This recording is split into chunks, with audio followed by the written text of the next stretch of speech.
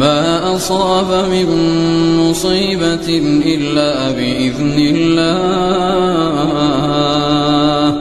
वमन युमिन बिल्लाहि यहदि क़ल्बहु वल्लाहु बिकुल्लि शैइन अलीम व अतीउल्लाह व अतीउर रसूल फ़इन तवल्लैतुम फ़इन्नमा अला रसूलिनल बलागुल मुबीन। कोई मुसीबत नाजिल नहीं होती मगर अल्लाह के हुक्म से, और जो शख्स अल्लाह पर ईमान लाता है वो उसके दिल को हिदायत देता है, और अल्लाह हर चीज से बाखबर है।